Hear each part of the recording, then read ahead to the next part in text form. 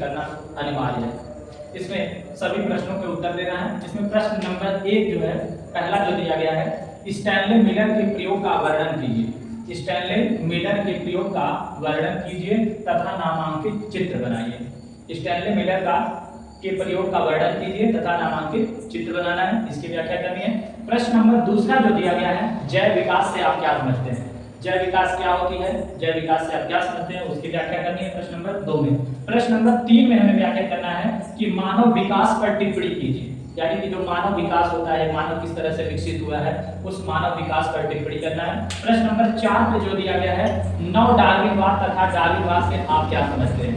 नव डार्विनवाद तथा डार्विनवाद से आप क्या समझते हैं, इसके बारे में आपको समझाना है। प्रश्न नंबर 5 जो दिया गया है, प्रतिरक्षा अणु का नामांकित चित्र बनाइए। प्रतिरक्षा अणु का नामांकित चित्र बनाना है तथा प्रतिरक्षा तंत्र से आप क्या समझते हैं, उसकी व्याख्या करनी है कि प्रतिरक्षा तंत्र क्या होती है, उसका नामांकित चित्र बनाना है और उस तंत्र को आपको समझाना है। प्रश्न नंबर 6 जो दिया गया है, इंटरफेरॉन पर टिप्पणी कीजिए। इंटरफेरॉन क्या होती है, उस इंटरफेरॉन पर टिप्पणी करना है, प्रश्न नंबर 6 में दिया गया है। और प्रश्न नंबर 7 जो हमारे पास यहाँ दिया गया है, अमीबीय पेचिश क्या है, इसके प्रमुख जो लक्षण होते हैं, उनके प्रमुख लक्षणों को लिखना है। रोकथाम एवं चिकित्सा का उल्लेख करना है कि किस तरह से अमीबी पेचिश को हम रोक सकते हैं। तो एक चीज ध्यान में रखना कि अमीबी पेचिश क्या होती है, इसके प्रमुख लक्षण आपको बताना है, रोकथाम बताना है, चिकित्सा का उल्लेख करना है कि किस तरह से इसको हम निवारण कर सकते हैं। 7वें नंबर के साथ हम अगले 8वें नंबर पे आते हैं, जो वैक्सीन। वैक्सीन क्या होता है, यानी कि इन्हीं 2 वैक्सीन का नाम लिखना है। यानी वैक्सीन क्या होते हैं, इनके 2 वैक्सीन के हमें नाम लिखने हैं, उनकी व्याख्या करनी है। उसके बाद प्रश्न नंबर जो 9 है दिया गया है, काफी महत्वपूर्ण है, इसमें टिप्पणी लिखने के लिए कह रहा है, यानी कि निम्नलिखित पर टिप्पणी लिखिए। यानी निम्नलिखित प्रश्नों पे आपको क्या करना है, टिप्पणी लिखना है। पहले पॉइंट में है एलर्जी दिया गया है, यानी एलर्जी के बारे में आपको सारी व्याख्या करनी है, एलर्जी पर टिप्पणी करनी है।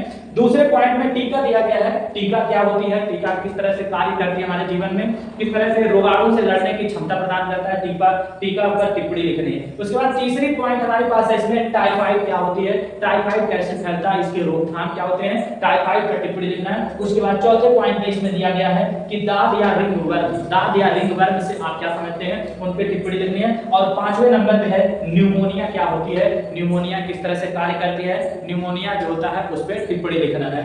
उसके बाद प्रश्न नंबर जो 10 है, मलेरिया। प्रश्न नंबर जो 10 है दिया है, मलेरिया रोग के रोगजनक लक्षण तथा उपचार लिखे। यानी मलेरिया के रोगजनक लिखना है, फिर उसको क्या करना है आपको, उनके रोगजनक, फिर लक्षण तथा उनके उपचार की व्याख्या करनी है, किस तरह से उपचार हो पाएगा मलेरिया का, उस तरह से। उसके बाद प्रश्न नंबर जो है 11 जो दिया गया है, व्यसन से आप क्या समझते हैं, व्यसन क्या होता है, व्यसन से आप क्या समझते हैं, व्यसन आपको समझाना है कि व्यसन से आप क्या समझते हैं। प्रमुख नशीले पदार्थ का नाम लिखना है, जो नशीले पदार्थ होते हैं उनके नामों का उल्लेख करना है। तो तत्पश्चात इसमें दिया गया है एवं प्रभाव का वर्णन करना है कि नशीले पदार्थ को यदि हम सेवन करते हैं तो हमारे शरीर के ऊपर किस तरह से प्रभाव करता है, उसकी आपको व्याख्या करना है। प्रश्न नंबर 12 में जो दिया गया है, कह रहा है प्रश्न नंबर 12, सहज प्रतिरक्षा किसे कहते हैं, सहज प्रतिरक्षा किसे कहते हैं, इनके बारे में हमें समझाना है। या कह सकते हैं कि सहज प्रतिरक्षा क्या होती है, इसकी व्याख्या करनी है। ये कितने प्रकार के होते हैं, सहज प्रतिरक्षा कितने प्रकार के होते हैं, इसकी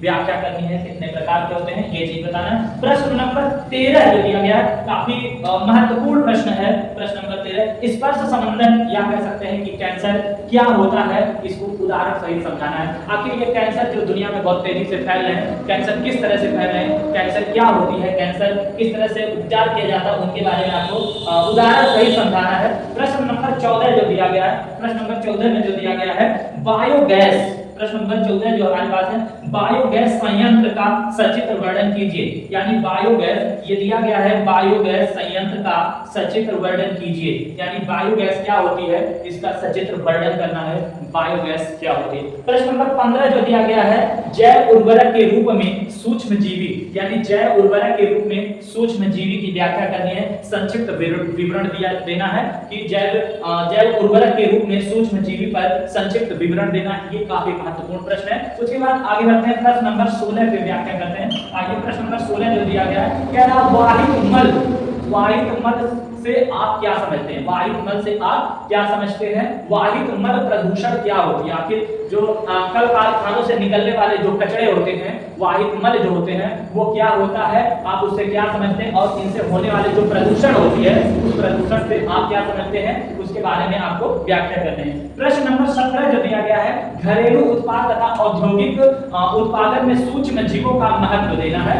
यानी कि जो घरेलू उत्पाद होता है, घरेलू उत्पाद तथा औद्योगिक उत्पादन में सूक्ष्म जीवों का महत्व बताना है। घरेलू उत्पाद में सूक्ष्म जीवों का महत्व बताना है प्रश्न नंबर 17 में। आइए प्रश्न नंबर 18 में देखते हैं। इसमें भी कह रहा है निम्नलिखित का संक्षिप्त विवरण दीजिए, यानी छोटे शब्दों में इसका व्याख्या करने के लिए कह रहा है, विवरण देने के लिए। पहला इसमें दिया है पीसीआर। ये पीसीआर क्या होती है, कब हम इसका पीसीआर का यूज करते हैं, पीसीआर का संक्षिप्त विवरण देना है। दूसरे पॉइंट में हमें डीएनए पॉलीमरेज एंजाइम की व्याख्या करनी है। डीएनए पॉलीमरेज एंजाइम जो होती है उसकी व्याख्या करनी है। और तीसरा जो पॉइंट हमारे पास यहां दिया गया संक्षिप्त विवरण में, बायोरिएक्टर, बायोरिएक्टर की जो संक्षिप्त विवरण देना है, व्याख्या करना है बायोरिएक्टर के बारे में। और चौथे नंबर में जो दिया गया है ये है एंजाइम। आखिर एंजाइम क्या होती है, मानव जीवन में एंजाइम किस तरह से कार्य करता है, एंजाइम पर विवरण देना है, एंजाइम की व्याख्या करनी है। प्रश्न नंबर जो 19 है, इसमें जीवी अभियांत्रिकी कह रहा है, जीवी अभियांत्रिकी या अनुवांशिकी अभियांत्रिकी से आप क्या समझते हैं? आखिर जीवी चिकित्सा क्या होती है, जीवी अभियांत्रिकी क्या होती है, अनुवांशिक अभियांत्रिकी क्या होती है, उससे आप क्या समझते हैं, इनके बारे में व्याख्या करना है। यही देखने को मिलता है। प्रश्न नंबर 20 जो है काफी महत्वपूर्ण है, पुनर्योगज डीएनए पर टिप्पणी लिखना है। किस पे लिखना है? पुनर्योगज डीएनए पर टिप्पणी लिखना है। क्या पुनर्योगज डीएनए क्या होती है, इसके बारे में व्याख्या करनी है। उसके बाद प्रश्न नंबर 21 जो हमारे पास दिया गया है, क्लोनिंग संवाहक क्या है, क्लोनिंग संवाहक क्या होते हैं, इनको संक्षेप में व्याख्या करें। क्लोनिंग संवाहक क्या होते हैं, संक्षेप में व्याख्या करने के लिए कह रहा है। ये प्रश्न हमारे लिए देखने को मिल सकता है। उसके बाद प्रश्न नंबर 22 जो है, परजीवी जंतु से आप क्या समझते हैं? परजीवी जंतु जो होते हैं वो क्या होते हैं, उन परजीवी जंतुओं से आप क्या समझते हैं, इनका क्या अभिप्राय होता है, इसके बारे में आपको व्याख्या करना है, वो भी उदाहरण सहित व्याख्या करनी है। यानी कि परजीवी जंतु से आप क्या समझते हैं, उदाहरण सहित समझाइए। उसके बाद प्रश्न नंबर 23 जो है, मानव इंसुलिन, जो बहुत महत्वपूर्ण जो रोग आज हमें देखने को मिल रहा है डायबिटीज, उसके नियंत्रण में हमें आता है मानव इंसुलिन पर टिप्पणी लिखना है कि किस तरह से मानव का जो इंसुलिन होता है वो डायबिटीज जैसे रोगों में निदान में होता है। तो मानव इंसुलिन पर जो टिप्पणी लिखने के लिए कह रहा है, प्रश्न नंबर 23 में मानव इंसुलिन पर टिप्पणी लिखिए, ये चीजें देखने के लिए कह रहा है, प्रश्न पूछ रहा है।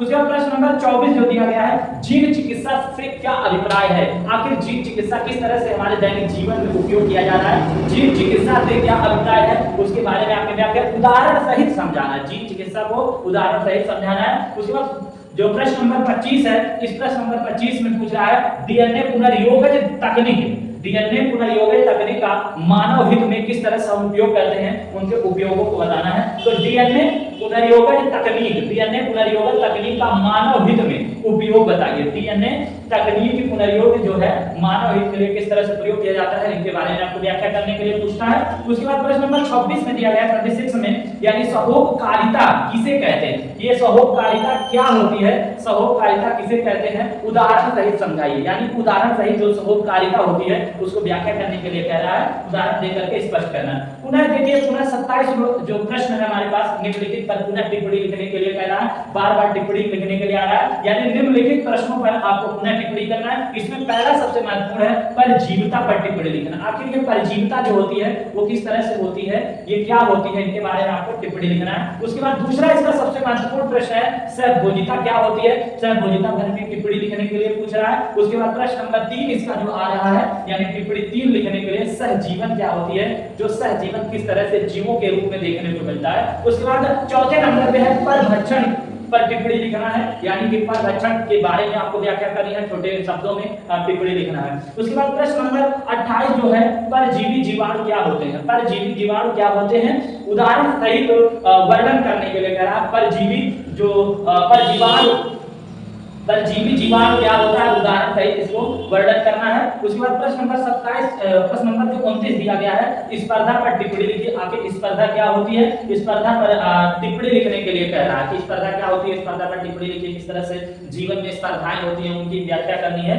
प्रश्न नंबर 30 जो है, समष्टि की किन्हीं 3 महत्वपूर्ण विशेषताओं की व्याख्या करने के लिए कह रहा है। यानी समष्टि क्या होती है, समष्टि के 3 महत्वपूर्ण विशेषताओं का वर्णन करने के लिए कह रहा है। तो इस तरह से प्रश्न नंबर 30 जो है समष्टि के किन्हीं 3 महत्वपूर्ण विशेषताओं का उल्लेख करने के लिए, या कह सकते हैं व्याख्या करने के लिए। और प्रश्न नंबर 31 जो है वो कह रहा है अंतरजीवता, यानी अंतरजातीय परजीविता से आप क्या समझते हैं। आखिर अंतरजातीय परजीविता क्या होती है, उससे आप क्या समझते हैं, इनकी व्याख्या करने के लिए कह रहा है। तो इस तरह से आज का जो हमारा कुल 31 प्रश्न जो है वो समाप्त होता है। इन 31 प्रश्न में काफी महत्वपूर्ण प्रश्न है जो आपके परीक्षा में